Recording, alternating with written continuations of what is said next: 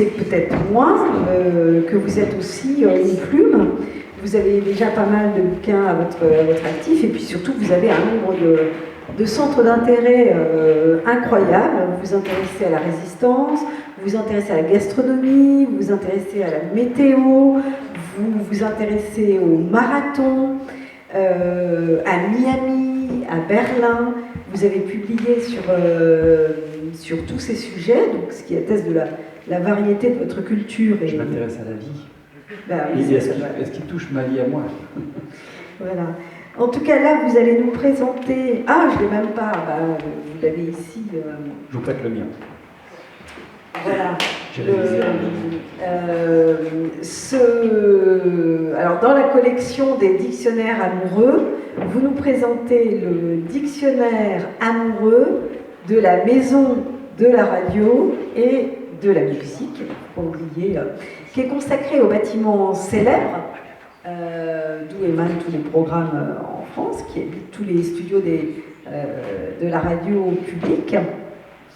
Alors, vous dites que ça n'est pas, vous précisez bien que ça n'est pas un écrit de commande, c'est pas un écrit corporate qui aurait été commandé par Radio France pour faire sa publicité. Vous dites que c'est un livre d'écrivain, un livre personnel. C'est d'ailleurs écrit à la première personne.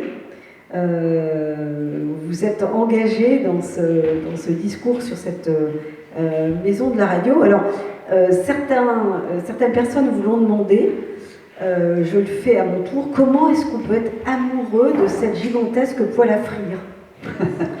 Poêle à frire, pour le public, il faut dire que c'est le surnom de la maison de la radio, parmi les collaborateurs notamment, mais je vois que c'est sorti de la maison, peut-être grâce à ce livre d'ailleurs. Oui, évidemment. J'en suis amoureux parce que c'est comme un vieux couple, ça fait 30 ans qu'on partage la même vie tous les deux, elle et moi, c'est-à-dire que j'y vais tous les jours, je la vois, elle me reçoit, elle m'accueille tous les jours.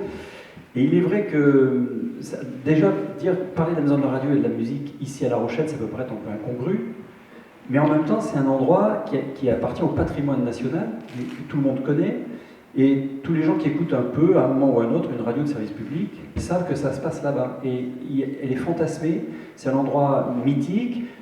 Toutes les grandes émissions qu'on a connues, qu'on soit jeune ou moins jeune, ont eu lieu là-bas, et donc je pense que c'est un bâtiment qui interpelle et qui pose des questions. Et vous me demandez pourquoi j'en suis amoureux.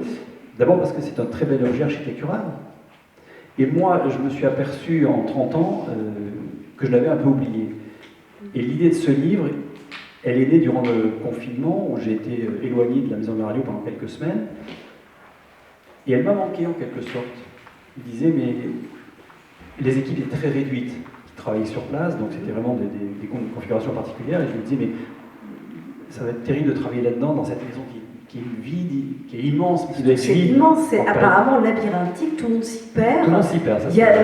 On trouve des squelettes à certains étages. 500 mètres de circonférence sur 10 étages, ça fait 10 km de couloir, quelques milliers de kilomètres de câbles, 100 000 mètres carrés de bureaux, 1000 bureaux, enfin bon, c'est énorme. Et donc, il faut un GPS. Et donc, quasiment, ouais. Et donc, pendant le confinement, cette maison m'a manqué en quelque sorte. Et c'est de là qu'est né ce bouquin, pour répondre à votre première question sur la manière dont je l'assume en tant qu'écrivain. C'est que j'ai eu envie d'en parler, mais d'une manière un peu particulière. J'ai cherché comment faire. Et j'ai pensé à cette collection, qui est une très belle collection des dictionnaires amoureux, vous connaissez. Et le mot important dans ce titre, c'est pas dictionnaire, hein, c'est amoureux. C'est-à-dire que Francis Huster, qui a écrit le dictionnaire amoureux de Molière, c'est pas juste un catalogue des pièces de Molière, hein. C'est la manière dont lui, il a joué Molière, dont il ressent l'écriture de Molière, dont les spectateurs à qui il parle Molière reçoivent Molière aussi. Donc c'est le mot amoureux. Et donc je me suis dit, parler de cette maison par un dictionnaire amoureux, c'est aussi le moyen d'en parler d'abord de manière très subjective, ce que je voulais faire, et puis de me rappeler mes premiers pas dans cette maison dans les années 90, où il n'y avait aucun badge, aucune barrière, aucun critère de sécurité tel qu'il y en a aujourd'hui, et on allait partout, et j'allais partout, et moi j'étais très curieux, ça c'est le propre d'un journaliste, et j'ai visité cette maison de fond en comble, depuis la crypte qui a aujourd'hui disparu avec le monument aux morts, jusque le toit, les sous-sols, les étages, les studios mythiques avec toutes les grandes émissions, à l'époque il y avait encore le 102, etc. Et j'ai eu l'idée de ce dictionnaire, et donc, pour l'écrire, il me fallait quand même l'autorisation de Radio France, parce que le bâtiment appartient à Radio France. Donc j'ai demandé à la présidente de Radio France, Sylvie Veil, qui en quelques heures m'a répondu « c'est super, très bonne idée, foncez ». Mais j'ai bien précisé effectivement que ce n'est pas une commande de Radio France, c'est pas eux qui m'ont dit « il faut écrire un bouquin » parce que c'est vraiment, j'en avais envie. Et il se trouve que la Maison de la Radio a 60 ans cette année, donc ça peut aussi intéresser des gens de savoir à un moment, cette pierre blanche, que la vie commence à 60 ans, comme chantait Tino Rossi. Et bien la vie de la Maison de la Radio peut recommencer à 60 ans parce qu'elle vient d'être rénovée de fond en comble, réhabilitée, c'est-à-dire qu'on a tout désossé, vidé et reconstruit à l'intérieur sans changer le bâtiment. Et le bâtiment, j'en suis amoureux parce que je le disais, c'est un ovni architectural dans la ville de Paris, qui est une ville haussmannienne avec cette rigueur qu'on connaît, ces rues droites, ces bâtiments de pierre un peu austères, magnifiques, hein, Haussmann bien sûr.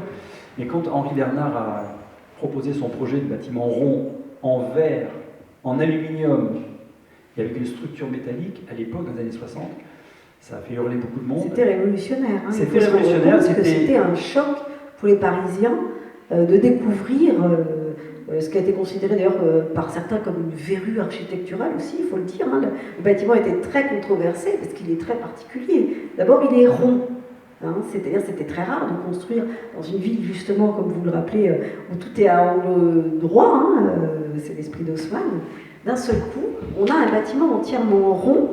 Alors, comment ça se justifie, cette rotondité pourquoi est-ce que ce bâtiment est en forme de poêle à frire? Je vais vous répondre par une question. Est-ce que vous aimez le fromage? Oui, oui, beaucoup. Bon, vous allez me dire c'est débile ce qu'il raconte. Mais pas du tout, parce que d'abord, il faut dire que la Maison de la Radio, elle est née d'une nécessité.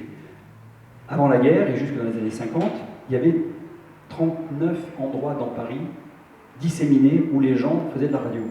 Déjà, nous, quand on va dans un studio pour enregistrer à l'autre bout de la maison, ça nous galère de prendre 5 minutes pour traverser la maison. Les gens, ils étaient obligés de partir des buts de Chaumont, de venir à Cognac-G, ensuite d'aller à tel endroit, les Champs-Élysées. C'était sur les Champs-Élysées qu'il y avait les principaux bâtiments, mais il y en avait partout. Donc il y avait une nécessité de rassembler tous ces éléments de fonctionnalité pour faire que la radio publique fonctionne bien et la télévision naissante dans les années 30, 40, 50. Donc ça, c'est la première chose. Et quand les ingénieurs de la RTF, à l'époque, c'est la radio-télévision française, dans les années 50, et notamment Léon Pontury, à qui je rends hommage, que personne ne connaît, mais c'est lui qui a vraiment eu l'idée, la volonté de cette maison de la radio, et qui a donné les contingences aux architectes qui postulaient, en disant, voilà comment ça doit marcher, c'est une véritable usine. Mais vraiment, quand il a fait son projet, enfin son contrat, son cahier de charge, il a dit, il faut que ce soit comme une usine. Il y a des banques qui vont arriver comme si elles apportaient de la matière première, on va rajouter des choses comme si on rajoutait des pièces détachées, et il faut que la fabrication des émissions se fasse au cœur de cette usine, qu'on puisse accéder aux pièces détachées, donc aux archives. Aux archives, très très vite quand on en a besoin. Il faut que les studios où on fabrique des émissions qui sont préenregistrées et qu'on va diffuser ensuite soient à proximité aussi. Il faut que le centre de liaison avec tout ce qui est extérieur à la maison de la radio, c'est-à-dire ce que nous on appelle le CDM, le centre de modulation, c'est là où arrivent tous les sons qui viennent de l'extérieur, les téléphones, etc. Il faut que ce soit aussi très très proche. Donc il fallait cette contingence physique en quelque sorte et technique. Et à partir de là, alors il y a eu plein de projets, il y a eu 26 projets au total, et Henri Bernard, lui, il a fait son projet en prenant compte d'une autre contingence et d'une nécessité acoustique. Léon Pontury avait dit à tout le monde, attention messieurs, ici l'architecture, j'entendais mesdames qui parlaient tout à l'heure, ça résonnait, on entendait très bien votre voix parce qu'il y a toujours un écho qui se passe, il y a des endroits comme ça où la voix porte sans le vouloir, et dans un studio ne doit jamais être parallèle. Si vous visitez tous les studios de France et de Navarre et du monde entier, ils sont toujours un peu en trapèze, quasiment en triangle, pour que le son ne se réverbe pas d'un mur à l'autre et ne rebondisse pas en permanence. Donc, Henri Bernard, il a pensé à ça. Il a dit, bon, je vais faire des studios qui sont un peu trapézoïdaux, quasiment pas rectangulaires, pas triangulaires, mais presque. Et puis il en a mis un, puis il en a mis un deuxième, il en a mis un troisième, et c'est là que j'en reviens à mon fromage, c'est la boîte à camembert. Si vous mettez des triangles côte à côte, vous obtenez un rond. Et c'est pas mal, et il s'est aperçu qu'en faisant un rond, au milieu du rond, il pouvait mettre toute la partie stratégique que lui avait imposée Pontury, donc la fabrication des émissions, les archives à proximité, mais pas loin, mais comment on va faire, hop, la tour, juste au-dessus. Donc les studios de diffusion étaient au centre de la maison, les archives en haut, s'il y a besoin de chercher quelque chose, et tout autour des studios de diffusion, les studios de fabrication des émissions. Voilà comment est né le rond, avec les différents studios, les studios moyens, pour créer des émissions un peu structurées, théâtre, de la musique, et puis les archives au-dessus. Et il y avait une dernière contingence qu'avait imposée la direction de l'RTF, c'était d'avoir des salles publiques pour les orchestres et pour faire des spectacles. Et donc il y a 3 grandes salles qui ont été fabriquées en tête de maison, si je peux dire, mais comme elles rondes, en face de la scène, qui étaient les grandes salles parisiennes. À l'époque, le Studio 102 était l'une des plus grandes salles de Paris. D'accord. Donc en fait, c'est pas seulement une poêle à frire, c'est un camembert frit. Voilà, c'est un camembert frit. D'accord. Alors, ce qui est amusant dans votre description, c'est qu'à la fois c'est un bâtiment qui a été ébouriffant de modernité quand il est sorti, et en même temps, vous faisiez remarquer que on est quand même dans la structure d'un château fort. Et je m'étais jamais fait la réflexion, mais en le regardant, quand on regarde une photo aérienne, et vous l'avez bien décrit, hein, on a plusieurs strates au fond qui se déroulent, enfin on a une sorte de spirale autour d'un donjon central, vous dites bien le mot donjon, et il y a une raison à ça, vous l'expliquez par rapport à l'histoire et par rapport quand même à une ambiance à l'époque. Compliqué, alors on en vient au versant politique, cette fois-ci au versant géopolitique de la chose. Là j'ai évoqué le versant technique et le versant radiographique, mais c'est vrai qu'on est dans les années 50, 60, en pleine guerre froide, que la première chose que font des gens qui font des coups d'État, ils vont prendre la radio et la télévision pour avoir la voix du pays et pouvoir transmettre leurs idées. Donc quand les constructeurs de la maison de la radio, en fait, les gens qui voulaient cette maison ont aussi demandé à ce que les studios soient protégés. Donc tous les studios de la maison de la radio sont à l'intérieur, il n'y en a aucun qui donne sur l'extérieur, pour 2 raisons. La première c'est celle-là, c'est que l'accès n'est pas simple, donc on ne pouvait pas rentrer comme dans un moulin. La deuxième, c'est une question acoustique, c'est que tous les bureaux extérieurs de la maison de la radio protègent du bruit de la ville tout ce qui se fabrique à l'intérieur. Et effectivement, dans cette période de guerre froide, ce bâtiment est aussi conçu, et Henri Bernard ne l'a jamais revendiqué, mais il l'a sans doute aussi un peu voulu comme ça, est conçu comme un château fort, en effet, avec ce donjon qui est là, et les studios à l'intérieur qui sont très protégés, parce qu'au sortir de la guerre, il y avait la volonté d'abord de protéger l'endroit où on va émettre tout ce qui est la voix de la France, en quelque sorte, les émissions de radio et de télévision. Et puis, il y a cette volonté de montrer qu'on est un pays fort, c'est-à-dire qu'on sort de la guerre, et il faut montrer que la France fait partie des pays les plus puissants du monde à cette époque-là. Il y a les fusées diamants, il y a le France, il y a toutes ces choses-là qui montrent que la France est un pays dynamique, constructeur, qui va de l'avant, et la maison de la radio appartient à ce paysage-là. Oui, donc c'est aussi une vitrine internationale. C'est une vitrine internationale pour dire aux gens, on est capable de faire ça. Et pour ça, on utilise les meilleurs matériaux du monde.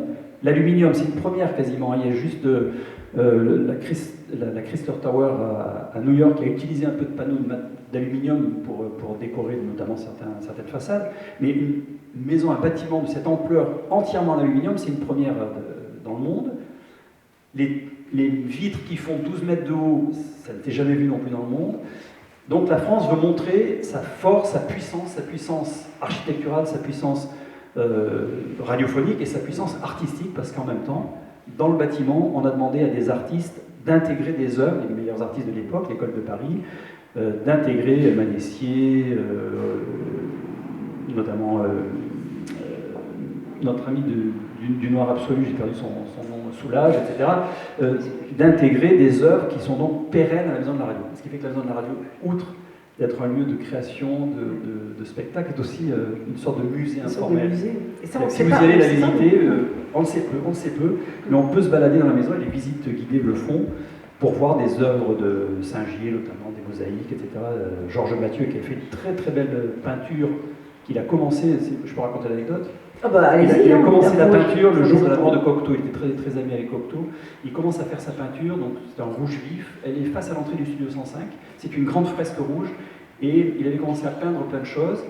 Alors déjà il n'arrivait pas à peindre parce qu'il y avait des néons jaunes qui l'embêtaient, donc il a écrit Henri Bernard pour lui dire écoutez, cher maître, vos néons m'embêtent, je ne sais pas comment faire, la seule manière ça serait de mettre du jaune. Bon, il réfléchit, il dit maître j'ai trouvé, donc il repeint tout en rouge, et il utilise des feuilles d'or pour faire ses dessins.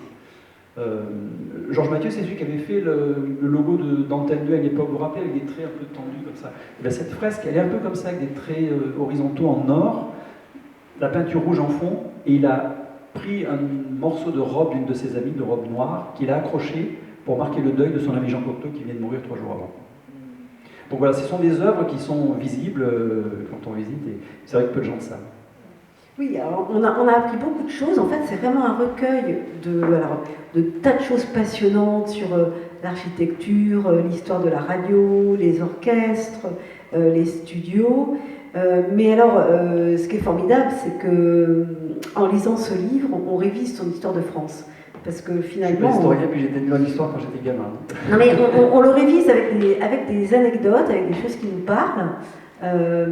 Et c'est vrai que depuis les années 60 jusqu'à nos jours, on balaye un petit peu tout ce qu'a fait notre actualité de l'après-guerre jusqu'au confinement, dont vous parlez aussi finalement, l'histoire très récente. Donc, ne serait-ce que pour ça, c'est un livre passionnant. Alors, ce dictionnaire, avant même de... il fonctionne comme un dictionnaire, par ordre alphabétique. ABCDEF. Donc il y a des entrées. On peut lire. Mais juste avant, vous précisez qu'il y a 4 personnages qui vont quand même structurer cet ouvrage. Il y a vous-même, parce que vous l'avez expliqué, vous avez une relation intime à ce lieu exceptionnel dans lequel vous avez passé 30 ans. Il y a Henri Bernard, l'architecte, qui est quand même quelqu'un de révolutionnaire dans sa conception. Il y a le bâtiment et il y a le livre.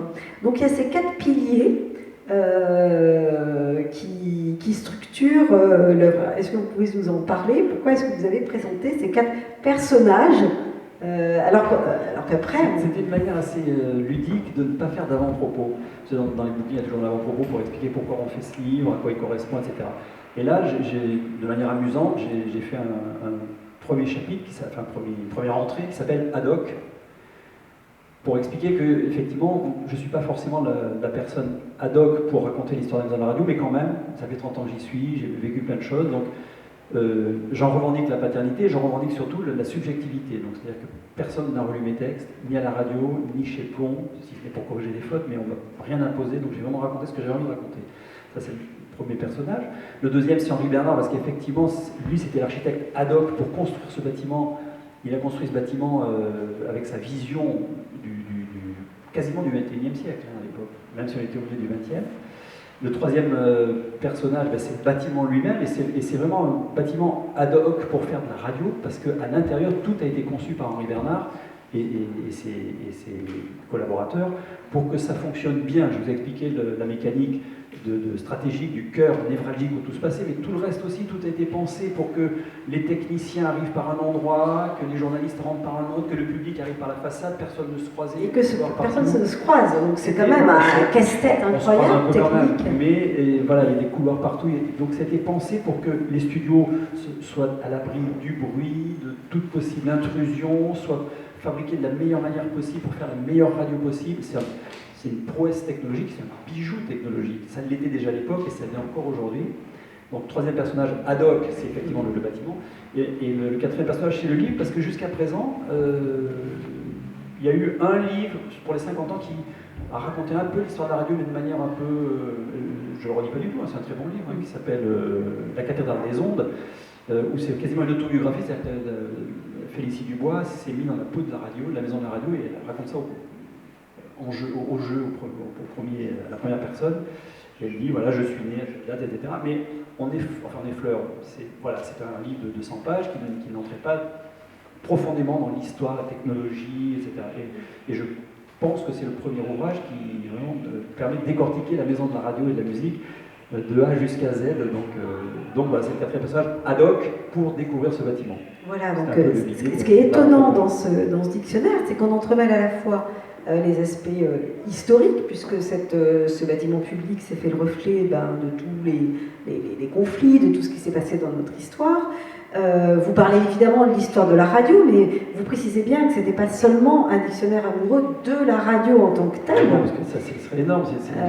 Mais de tout ce qui s'est passé dans cet endroit emblématique qu'est la maison de la radio. Alors vous pouvez parler d'architecture, de technique. Il y a des choses très intéressantes sur la technique, sur évidemment tout ce qui s'est passé humainement. Toutes les, j'ai envie de dire, les fêtes, les petits ratages, les ratés, les grandes émissions, les grands rendez-vous. Les grands rendez-vous. Vous me parlez de politique et d'histoire de France. On dit souvent la maison de la radio, c'est le bâtiment de De Gaulle. Alors, De Gaulle, il l'a inauguré le 14 décembre 1963. C'est vrai, avec cette phrase qui est restée mythique. À tant d'images, à tant de sons, fallait une maison, oui. Bon. C'était bien limité, hein. Bravo. On l'applaudit. J'étais bien pour Jacques Chirac à une époque. Non, il a dit ça parce qu'effectivement, De Gaulle était un personnage remarquable. Il avait compris dès l'appel du 18 juin 1940 que la radio avait un poids, une puissance, et c'était un vecteur formidable. Donc, il se l'est approprié, mais c'est pas lui qui l'a voulu, cette maison de la radio. Comme je le disais tout à l'heure, hein, c'est d'abord Vincent Auriol, et ensuite c'était René Coty qui devait poser la première pierre en 1954, qui a été souffrant, il n'a jamais posé la première pierre. Pour l'anecdote, la première pierre, elle est restée pendant 40 ou 50 ans dans les sous-sols, dans les couloirs, etc. On l'a ressortie il y a quelques années avec la réhabilitation, et on l'a posée dans le hall. Et il y a marqué sur cette première pierre qu'on voit posée là comme ça sur le sol, René Coty, je crois que c'est le 17 novembre 1954, a scellé la première pierre de la maison de la radio. On voit bien qu'elle est scellée à rien du tout puisqu'elle est posée par terre.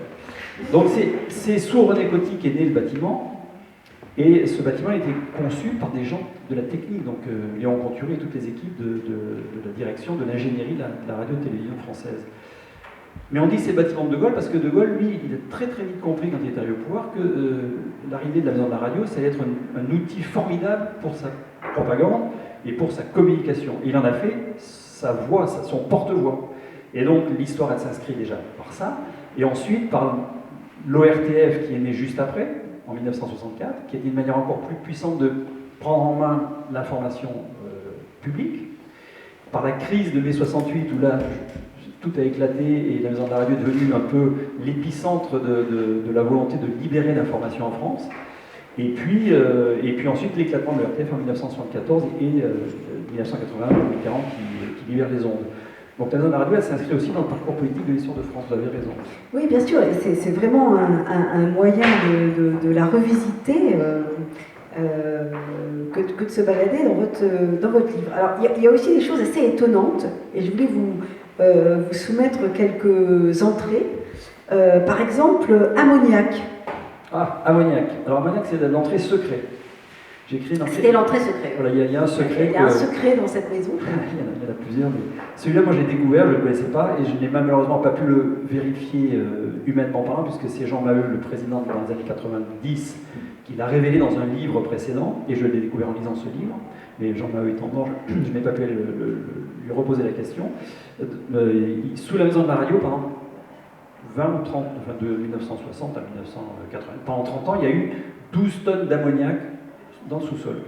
Cet ammoniac servait au système de réfrigération de la géothermie, parce que la maison de la radio a été quasiment le premier bâtiment en France à utiliser la géothermie. On a creusé des puits de 600 mètres de profondeur pour aller chercher dans l'Albien, qui est la nappe phréatique sous Paris, enfin sous l'Île-de-France, pour aller chercher de l'eau chaude, et qu'on faisait remonter, et qu'on utilisait à la fois pour chauffer et pour refroidir, justement en utilisant l'ammoniac. Ça faisait pendant l'été la climatisation de l'époque. Bon, à l'époque, il n'y avait pas tant d'ordinateurs qu'aujourd'hui. Mais enfin, c'est dangereux l'ammoniac. Alors l'ammoniac, c'est dangereux. C'est pas très sain. Oui, mais à l'époque, l'amiante, c'est pareil, c'est dangereux, on le sait aujourd'hui, mais à l'époque, on mettait de l'amiante partout.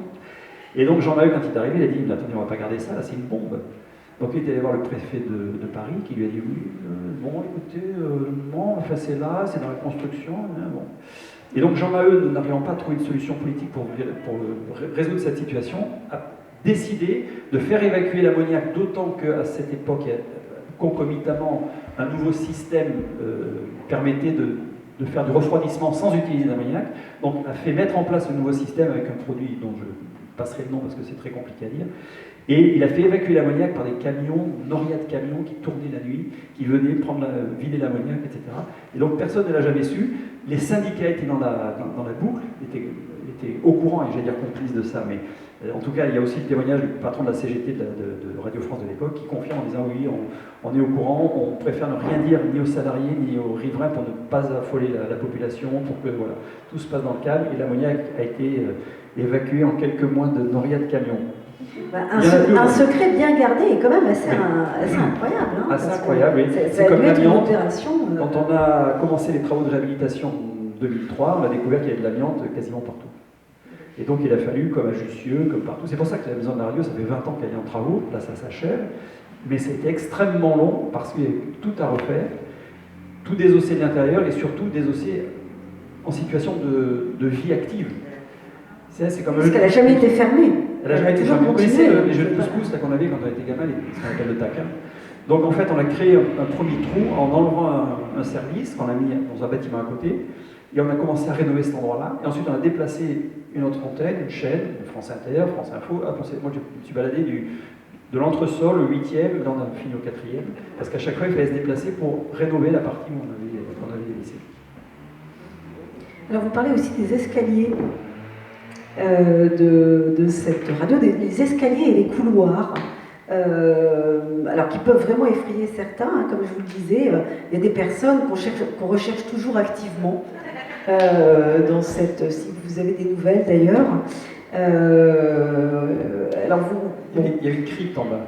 Voilà, il y a la crypte. Il y avait une crypte en bas, donc juste pour dire des personnes qu'on recherche activement, parce que c'est une blague qui a beaucoup couru dans la maison. Il y avait une crypte, il y avait une vraie crypte, c'est-à-dire qu'après la guerre, les techniciens de la maison de la radio, de la RTF à l'époque, avaient exigé des autorités qu'il existe un monument aux morts avec le nom des camarades techniciens tombés au combat, ce qui était compréhensible. Donc on a fait appel aux monuments historiques qui ont construit cette crypte et ce monument aux morts qui est resté jusqu'à la réhabilitation, jusqu'à une quinzaine d'années.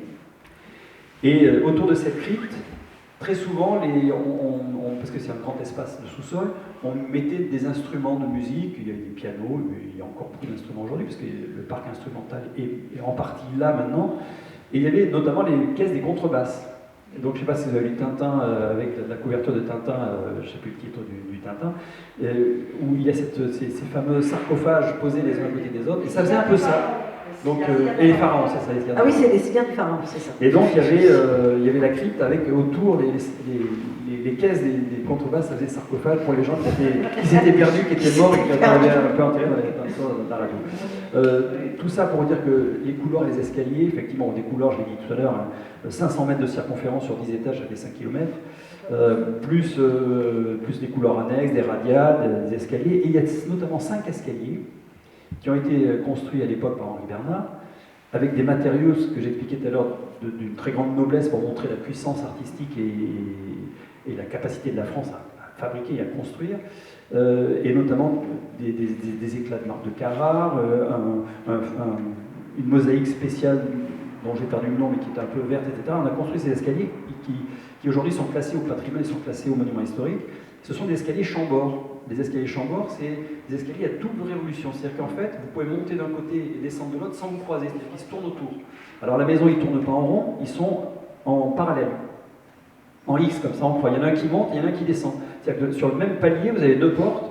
Vous pouvez choisir de descendre par la gauche ou par la droite. Et les 2 escaliers se croisent.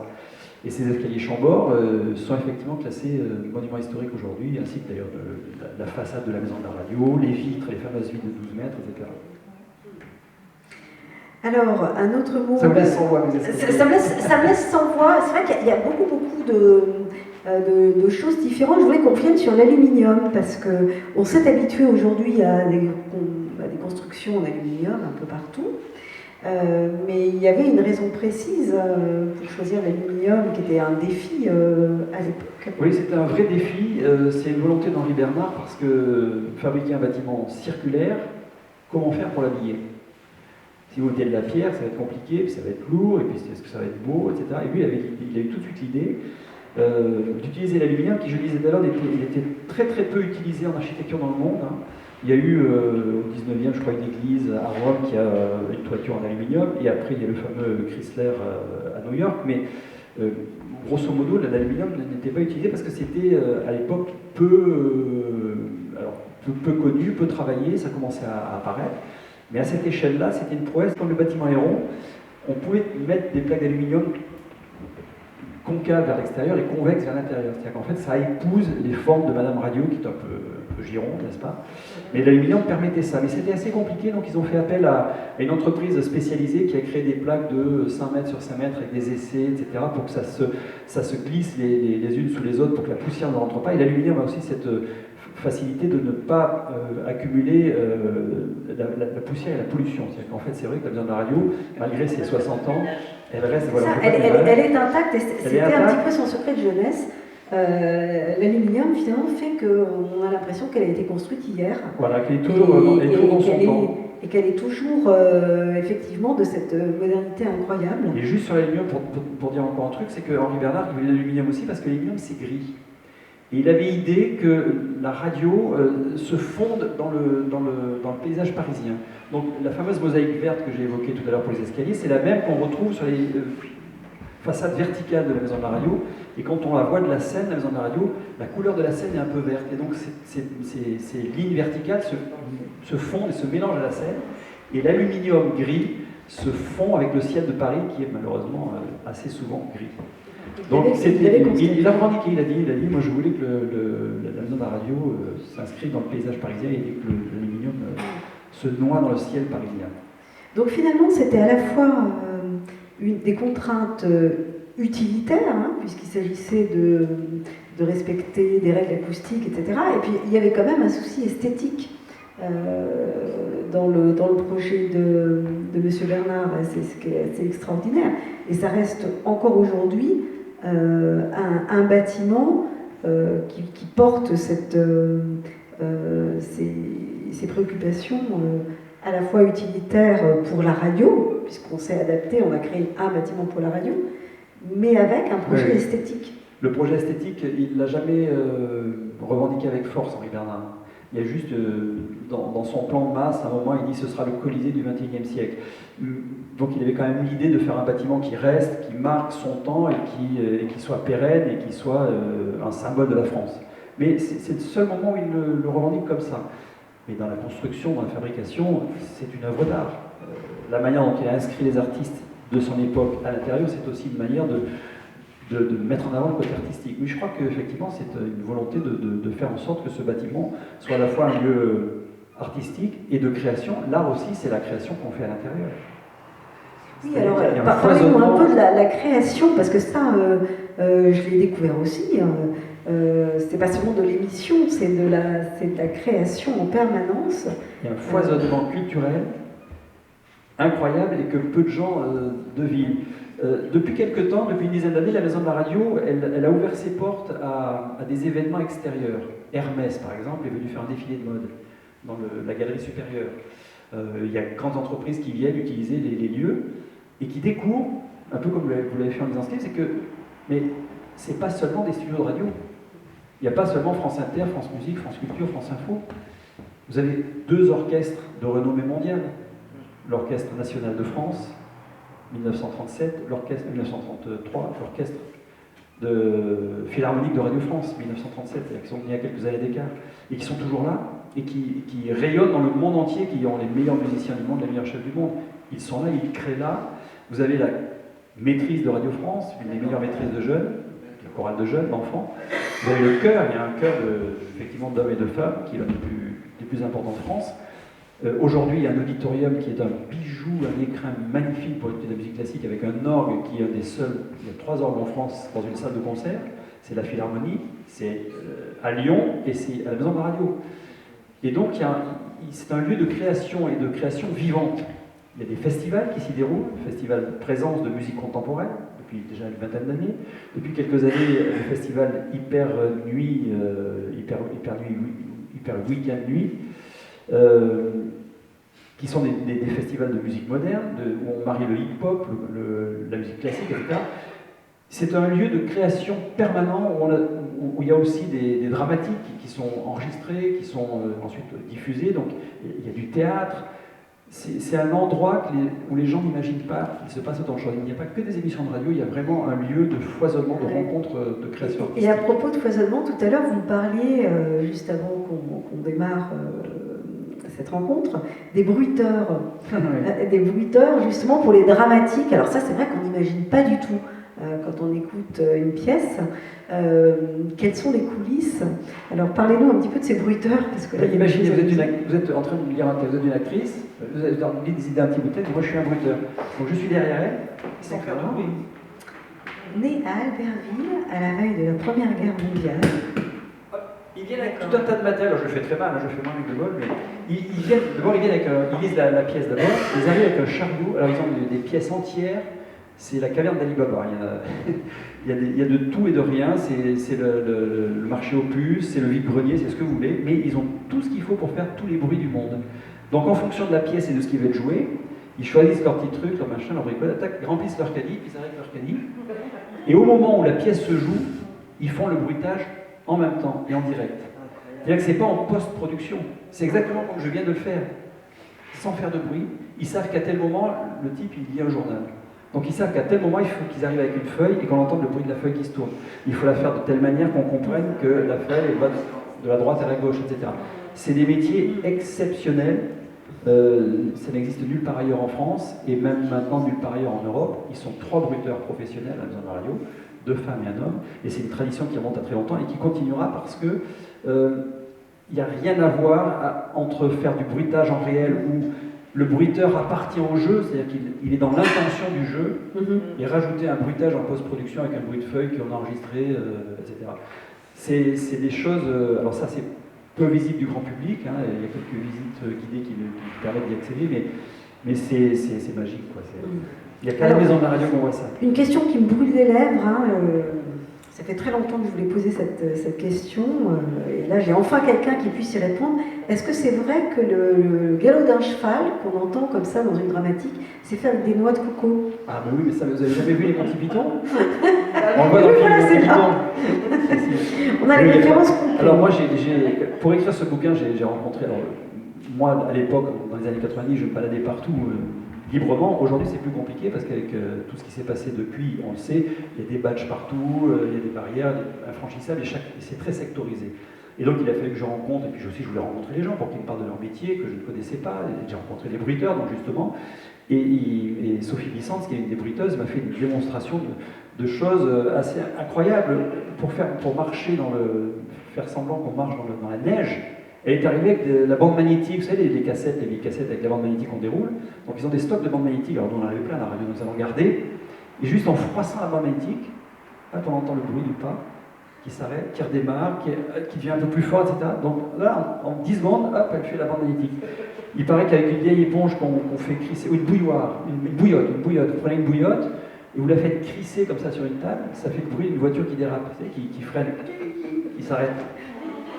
Voilà. Ça, c'est vraiment un métier, incroyablement à la fois technique et complètement poétique. Oui, oui, oui. Et en fait, c'est des métiers on ne peut pas être formé à ça. Muriel Mayette, que vous connaissez sans doute, qui a été la directrice de la Comédie Française, qui est maintenant la patronne du Théâtre National de Nice, et qui est une amie, m'a raconté, et je le raconte dans le livre, je lui fais dire dans le livre, je ne lui fais pas dire, mais elle me le dit dans le livre, qu'elle adorait ça, c'est-à-dire qu'elle arrivait pour enregistrer une dramatique, et son plus grand plaisir, c'était de voir arriver Sophie ou les autres bruiteurs avec leur chariot, et elle dit, et là, s'ouvrait un monde des possibles, on refaisait le monde entre la voix qu'on peut travailler avec le son du micro, etc., le bruitage derrière, vous fabriquez un monde, quoi. La radio, c'est ça, c'est fabriquer un monde. Et à la maison de la radio, la télévision vous offre tout, vous avez l'image, le commentaire, le surcommentaire, etc. La radio, pour moi, et c'est pour ça que j'ai fait de la radio pendant si longtemps, et que j'aime la radio, c'est que c'est le seul endroit où votre propre imaginaire fabrique la suite de ce que vous propose la personne qui est au micro. Oui, et puis c'est un endroit qui n'est pas encore envahi par l'image. Malheureusement un peu. Toutes les émissions sont filmées maintenant, les invités, il y a des caméras dans tous les studios, c'est un peu dramatique, mais bon, il y a beaucoup de gens qui aiment la radio, qui écoutent la radio sans regarder l'internet, heureusement. Alors, le Pop Club. José. José, parce que là c'est quand même assez croustillant, hein. Alors, il y a pas mal de bien choses sûr, à raconter qui sont... quand je dis que c'est subjectif et que j'assume tout ce que j'ai écrit, c'est-à-dire que je n'ai pas fait de portrait de toutes les personnalités qui ont fait la radio. Patrice Francard, Daniel Mermet, etc. sont des gens formidables qui ont fait des émissions de radio formidables. Mais ils ont fait des émissions de radio à la Maison de la Radio, comme ils auraient fait des émissions de radio à RTL, à Europe 1, ailleurs dans d'autres lieux. Ce qui m'a intéressé, moi, c'est de raconter, de faire des portraits de gens qui ont utilisé le bâtiment Maison de la Radio pour faire de la radio différemment. Et notamment José Arthur, parce que le Pop Club a eu lieu pendant des années dans un bar qui existait au sein de la Maison de la Radio. En 63, quand la maison a ouvert, il y avait les 3 salles façades donc sur la scène, et de chaque côté, il y avait un bar, le bar bleu à gauche et le bar noir à droite. Et José Arthur, il s'était installé dans le bar noir. Il avait demandé aux équipes techniques de venir mettre des micros, des trucs, ce qui à l'époque était révolutionnaire. Maintenant, tout le monde fait ça, mais à l'époque, c'était... Et pendant des années, il recevait donc les gens, ses artistes, et tous ceux qui l'entendaient, ses copains, et il dit, ah tiens, il y a José, oh, il passait, il s'arrêtait, il rentrait dans la maison de la radio, dans le hall, il montait l'escalier, ils étaient directement dans le studio du bar noir. Et donc c'est ça qui m'a intéressé, c'est que José, il a utilisé le bâtiment pour faire de la radio différemment. Il a même fait une émission au 14e étage de la tour, pendant un an, qui s'appelait, j'ai perdu le titre, l'histoire de sucre, bref. Et au bout d'un an, on lui a dit, écoute, ça craint un peu parce que la tour c'était quand même dangereux, il n'y avait qu'un seul escalier, des invités qui montaient, etc. Donc ça n'a pas duré. Et Macha Béranger, je parle de Macha Béranger parce qu'elle, c'est l'inverse. Elle a utilisé un studio, mais elle a transformé le studio pour en faire sa maison. C'est-à-dire que, avant son émission la nuit, vous vous rappelez de Macha Béranger? Allô, c'est Macha. Bon, et bien, elle arrivait. Bien aussi, hein, aussi bien que de Gaulle. Elle arrivait et elle installait des coussins, elle avait ses lampes pour éclairer, comme à la maison, il y avait son chien qui était là, le tapis, etc. Et donc le studio devenait son salon. Et elle le raconte aussi, elle l'a plusieurs fois dit, hein, dans des émissions de télé. C'était très important pour elle de se sentir comme chez elle parce qu'elle recevait dans son émission ce qu'elle appelait ses sans-sommeil, les gens qui l'appelaient la nuit pour lui raconter leur malheur. Elle voulait les recevoir comme à la maison, c'est qu'ils étaient là en face d'elle. Et il lui parlait, et donc elle voulait créer un lieu intime au sein de la maison de radio. Alors là, vous parlez de quelqu'un qui a ramené sa maison à l'intérieur, et moi je pensais à une anecdote qui m'a fait beaucoup rire. C'était l'idée des beaux rouges, justement, qui ont un peu effrayé le quartier. Alors ça fait partie toujours de la bande à José Arthur, parce que José Arthur, dans tous les gens qui ont travaillé avec lui, c'était un novateur incroyable, hein, José Arthur, d'abord dans le style, dans la manière d'interviewer, dans la manière de faire des émissions, je l'ai dit, et puis il savait sentir les collaborateurs et il a donné naissance à une génération entière de futurs animateurs, présentateurs et journalistes de la radio, notamment Claude Villers, Patrick Blanc-Francard, etc. Enfin, j'en passais... Toute la génération d'après lui, ils ont presque tous passé chez José Arthur, et Claude Villers raconte qu'il faisait souvent la fête, et après le Pop Club, donc dans le fameux bar, ils allaient boire un coup, et puis une fois, ils sont descendus et ils ont fait, pour prolonger l'émission, ils ont fait une espèce de tipi sur le parking, ils ont allumé un feu, ils ont joué les Indiens, etc. Et il y a des voisins, notamment une dame qui a appelé la police, etc., et qui a alerté tout le monde. Donc les pompiers sont arrivés, le directeur a été alerté, il est revenu en catastrophe, donc ils se sont fait passer une rouste. Et comme il raconte qu'il y a une duchesse du quartier qui s'était plaint parce qu'il y avait trop de bruit. Et la fois d'après, ils ont fait un méchoui. Oui, un méchoui. Ils faisaient sans arrêt des choses. Bon, c'était une bande de Donc potaches. c'était quand même incroyable. Ça se ferait plus aujourd'hui, il faut le dire tout de suite. Ces azous, les idées qui leur passaient par la tête et la façon dont ils arrivaient à animer l'espace et à faire toujours des choses inattendues, extraordinaires. Alors, il y a les gens de radio, puis les gens de télé aussi. Parce qu'il faut savoir que la maison de la radio, dans les années 50, la télé n'était pas balbutiante, mais elle n'était pas ce qu'elle est aujourd'hui.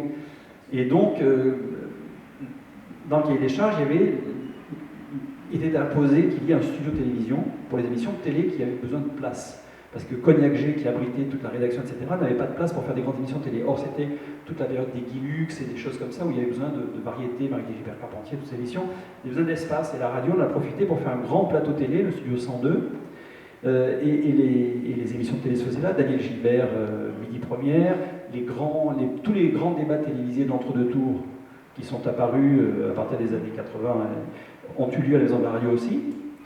Et je parle de ça parce que ça s'est prolongé après, c'est-à-dire que le Studio 102 est resté un studio télé même une fois que l'ORTF a été éclaté, c'est-à-dire que France 2, enfin Antenne 2, puis FR3, etc. sont partis ailleurs, ce studio-là qui était équipé pour faire de la télé est resté de la télé. Et donc il y a des gens comme Christophe de Chavannes qui s'est installé là, qui a commencé par faire ses nuits l'après-midi en virant les gens d'Aujourd'hui Madame, ce qui a provoqué un petit tollé général.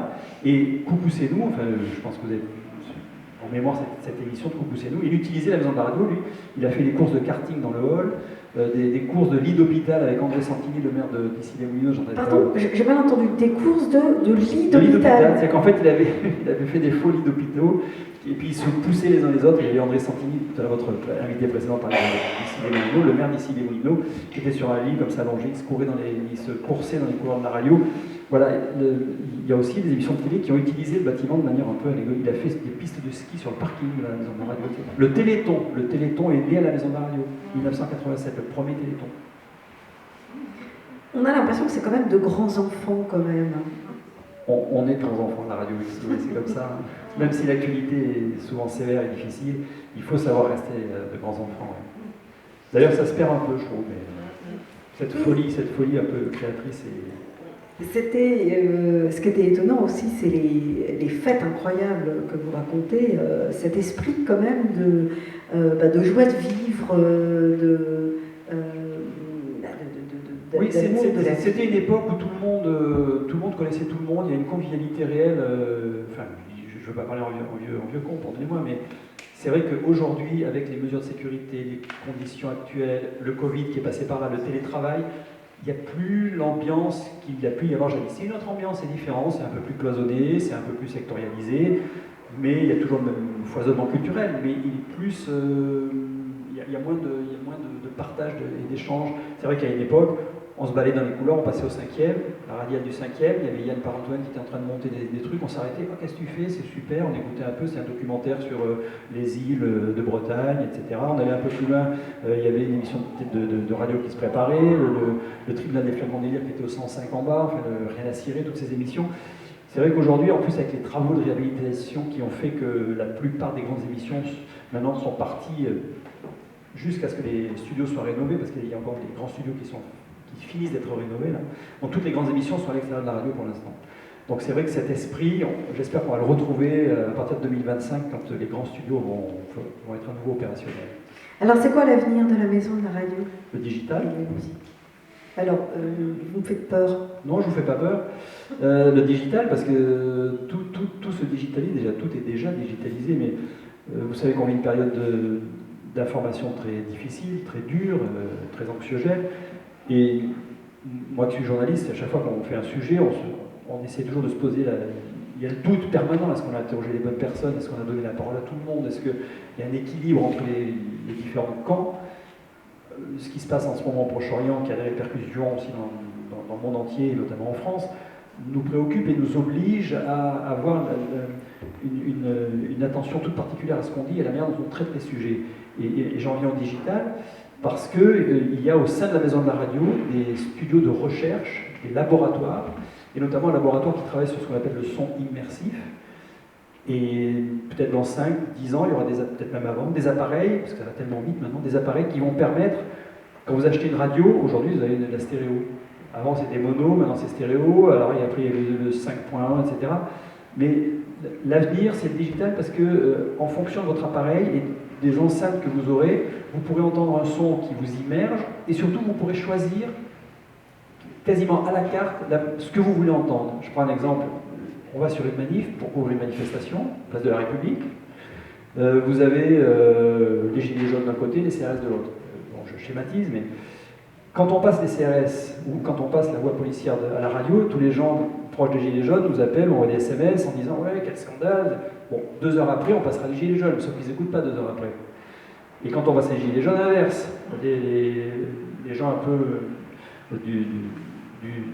qui sont plus proches des milieux de la police, etc., nous disent bon, attendez, il faut donner la parole à tout le monde. Donc le digital va permettre, à l'avenir, quand il y aura un sujet, vous aurez sur votre téléphone, sur votre appareil de radio, un petit bouton qui vous dira, dans la manif, du côté de la police, les commentaires extérieurs, etc. C'est qu'on pourra choisir les différents commentaires qu'on veut entendre, qu'on peut entendre.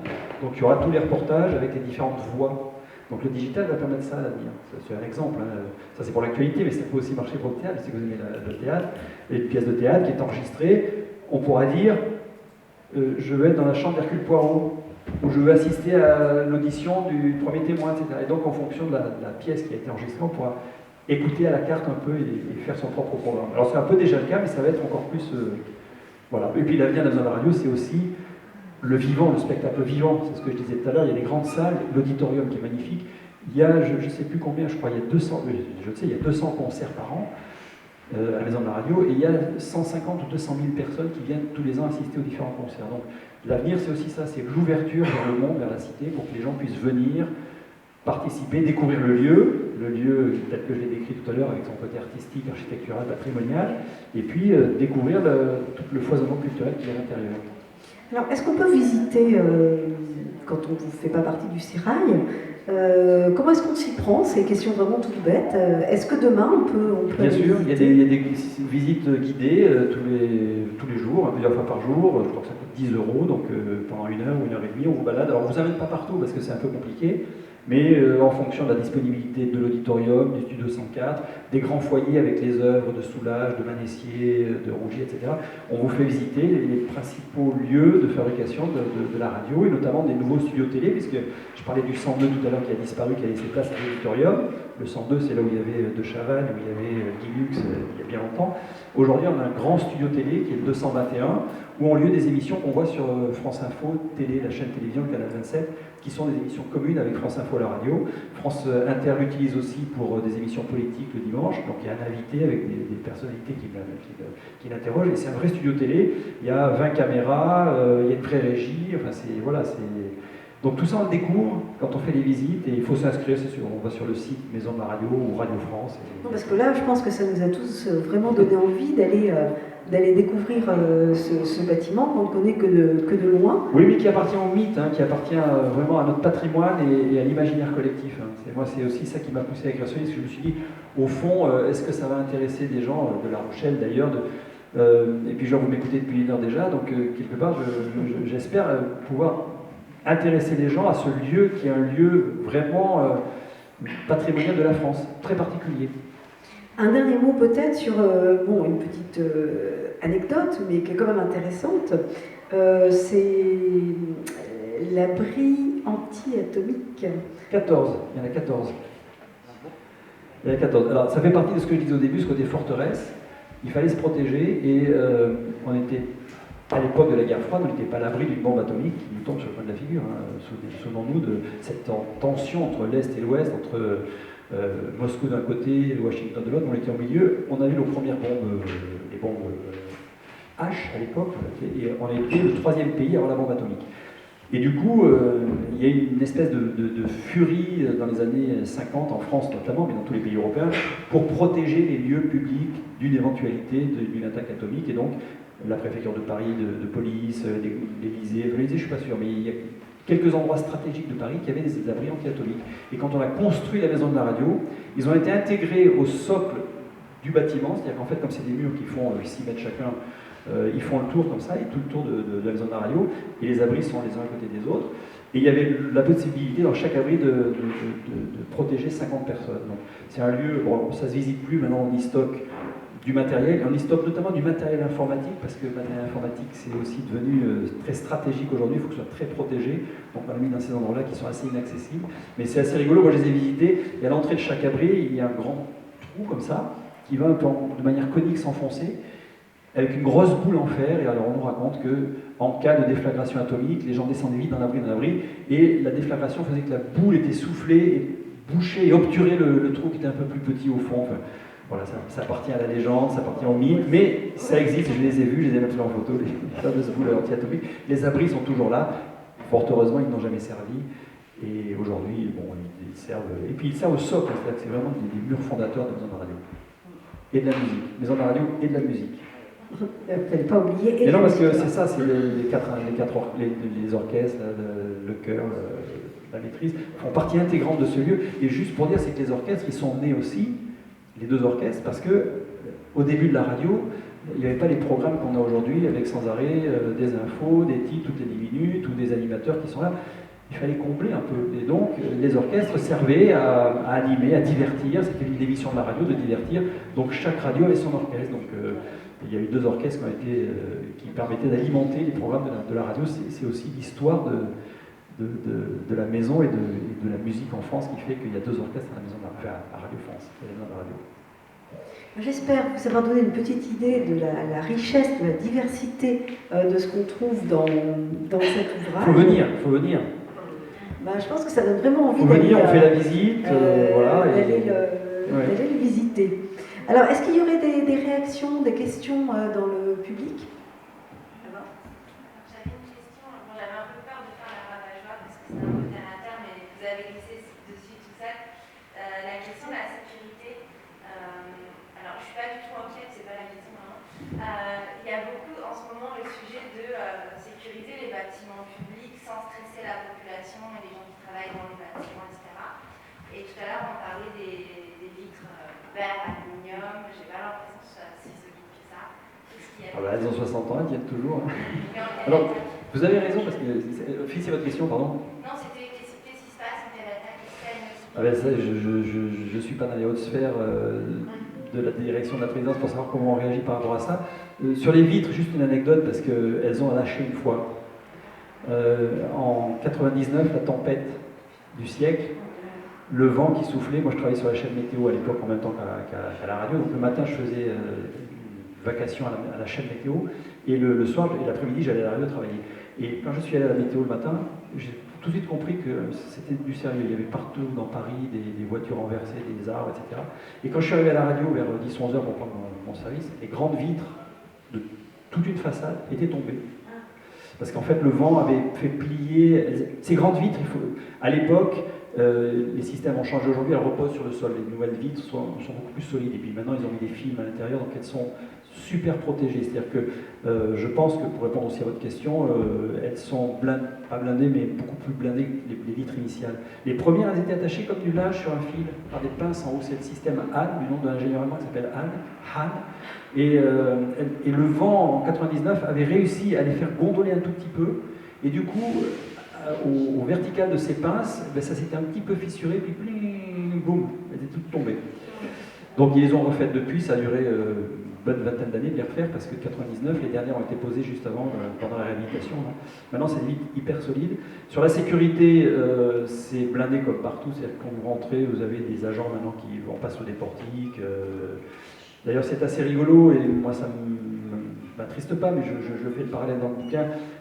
Les œuvres d'art, il y a des grandes œuvres, des fresques qui sont un peu partout, et d'ailleurs, l'une des charges du cahier des charges de Conturie et de Henri Bernard, c'est que les artistes fassent des œuvres monumentales, qui a un lien avec la radio, avec la musique.